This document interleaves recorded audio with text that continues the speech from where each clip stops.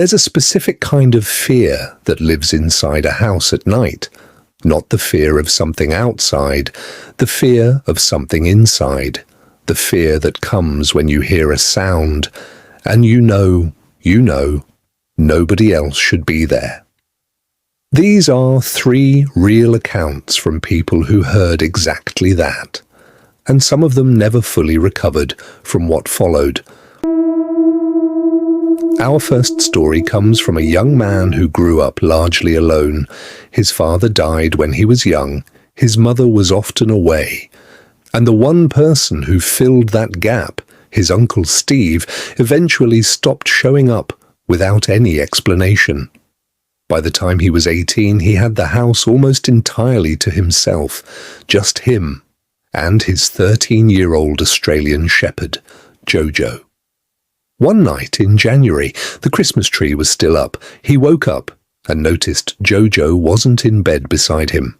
That alone wasn't unusual, but what he found when he went downstairs was Jojo was standing completely still at the top of the basement stairs, staring down, not barking, not whimpering, just staring. He called the dog's name. Jojo turned his head for a second, then looked straight back down into the dark. He stepped to the edge of the stairs and looked down himself. He saw nothing. But something about the way his dog was behaving made him feel cold in a way that had nothing to do with the temperature. He turned off the light, grabbed Jojo by the collar, brought him upstairs and shut the door. He tried to go back to sleep, but every few minutes Jojo would lift his head from the bed and stare toward the doorway, like he was still hearing something from down below. He decided he wasn't going to just lie there. He went back downstairs, and this time he called out into the dark. "Is someone there?" No response. He turned on the light. He started walking down the steps, each one creaking under him. The ceiling was low, so he couldn't see the full basement until he was nearly halfway down. He was on maybe the 3rd step when he heard it. A voice. Coming from somewhere in the basement. It said his name, and he knew exactly whose voice it was. It was his Uncle Steve. Only it sounded weak, like he was injured, like he needed help. He ran the rest of the way down without thinking, heart hammering. He got to the bottom and called out, "Uncle Steve!" The basement was empty. He checked behind the couch, behind the TV. He walked further in and noticed the only place left to check, the laundry room in the corner. He heard the faintest sound on the other side of that door, and that's when something took over his entire body, something primal, and he ran. He sprinted back up the stairs, barely got the basement door shut, and locked himself in his bedroom. Jojo followed behind as fast as his old legs could carry him, barking for the first time in months. He called his mother over and over until she picked up. When he told her what happened, that someone was in the basement, that it sounded exactly like Uncle Steve, she went quiet. Then she said, gently, that he'd probably just woken up from a bad dream. He pushed back hard. Even Jojo heard it. "You think I'd make that up?" And then she paused. The kind of pause that means someone is deciding whether to finally tell you the truth. She told him that Uncle Steve had died of cancer years ago. That's why he stopped coming around. She hadn't told him because he'd already lost so much, and she couldn't bring herself to add to it. He told her, "That's not possible. He's down there right now." She stopped him and said, "If someone is in that basement, call the police. Right now." So he did. The officers came, checked every inch of the basement, the laundry room, the entire house. Nothing. No one. When he called his mum back, she finished explaining. She believed what he heard, he could tell, and that, somehow, scared him, more than anything else that happened that night. For a week after, he couldn't go near that basement door. He said the only reason he knew it was real, and not some half-asleep hallucination, was because of Jojo. The dog heard it first. His mum sold that house a year later. The second story comes from someone who was 24 at the time, renting the upper floor of an old house by himself. The landlord lived out of state.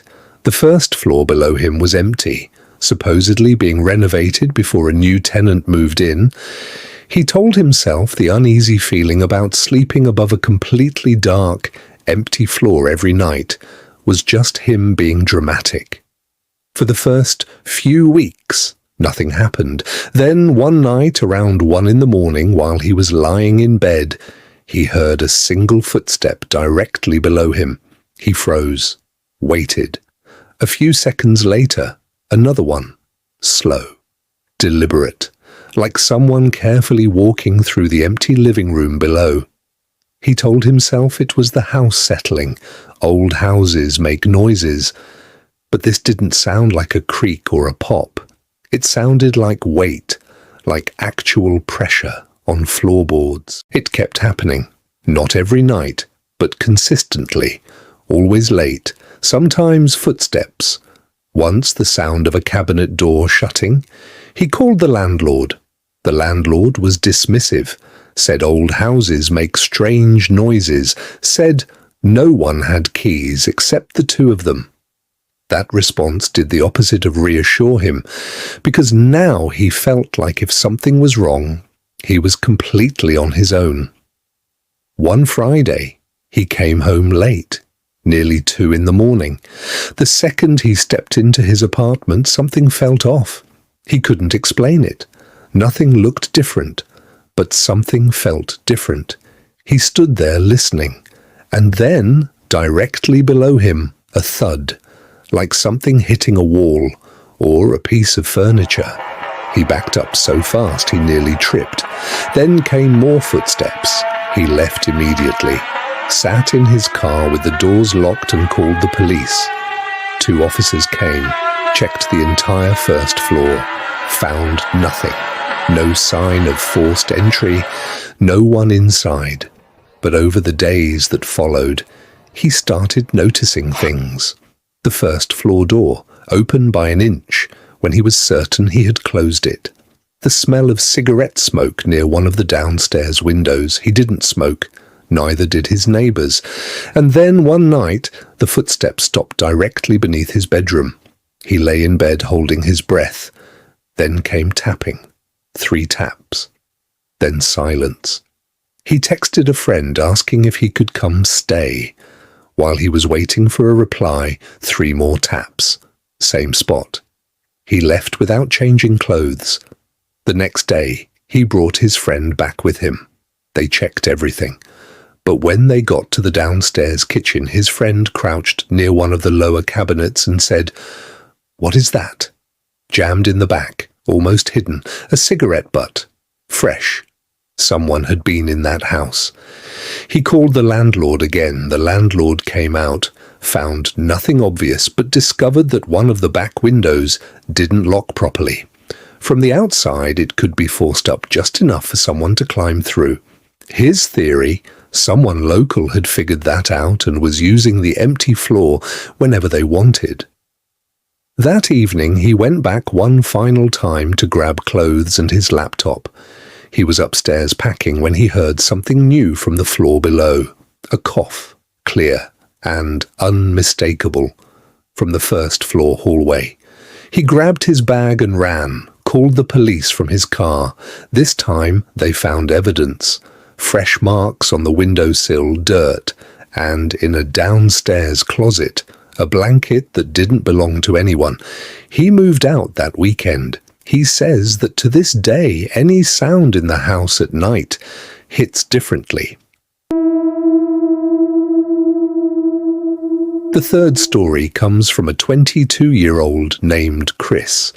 He lived in the upstairs unit of a house his parents owned. His older brother Tom lived downstairs. Separate entrances, but an interior door connected the 2 floors. The week this happened, Tom was in Mexico with his fiancée. Chris had the whole house to himself. The evening started completely normal. He cooked dinner, watched TV, heard a thud from downstairs at some point, went down and checked every room. Nothing. Everything looked exactly as it should. He went to bed, started drifting off. Then music started blasting from his living room. It was coming from his Amazon Alexa on the kitchen counter. Some slow, dark instrumental he had never heard before. He yelled for it to stop from his bed. It didn't respond. He got up, walked to the hallway, told it to stop again, and it cut off immediately. He went back to bed. A few minutes later, just as he was falling asleep again, the Alexa said, "Sorry, I didn't quite get that. I'm having trouble understanding." He got up, unplugged it from the wall, went back to sleep. He woke up to music again, loud, from the living room. But he had unplugged it. He walked down the hallway slowly this time, called out for it to stop. The music cut off. He looked at the counter. The Alexa was plugged back into the wall. He stood there, staring at it, trying to find any other explanation. Sleepwalking, maybe? But he remembered pulling the cord out himself. He was certain of it. That's when the feeling hit him.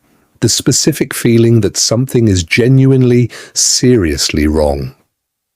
He went straight back to his room and locked the door. He texted Tom asking if he'd come home early and was messing with him. But at the top of his phone screen, under Tom's name, it showed his location. Mexico. He pushed a chair against the door and sat listening with his ear pressed against it. For about 10 minutes, nothing. Then from out in the living room, a whisper, quiet, but clear enough to understand. "Alexa, play." And then something he couldn't make out. The Alexa responded. Music started blasting again. He grabbed his phone and called 911. But instead of staying quiet, he panicked. He started yelling that he was calling the police, that whoever was out there needed to leave. He doesn't know why he did that. He was 22 and terrified, and he just wanted the person gone. The officer arrived minutes later, called his name. Chris came out and explained everything. They searched the entire house, both floors. Nobody. But the front door, which was without question locked, was wide open when they arrived. Whoever it was had left through the front. The question that kept him up the rest of that night, and for many nights after, was this. Tom's downstairs apartment had been empty for days. Was someone already living down there before they came upstairs? He never got a definitive answer. They installed cameras throughout the house after that. Nothing like it ever happened again. But he said something that stayed with me. He said when something like that happens, it doesn't just stay in the memory. It attaches itself to the place. And every time you walk through a door in the dark, some part of you is still in that house, still listening. 3 houses, 3 sets of sounds that had no business being there. Whether it was a voice from a dead man, footsteps from an empty floor, or a whisper that made a machine come alive, the one thing all 3 of these people share is this.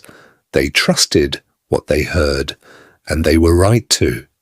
If you have a case you think the world forgot about, send it to us. Nothing stays forgotten.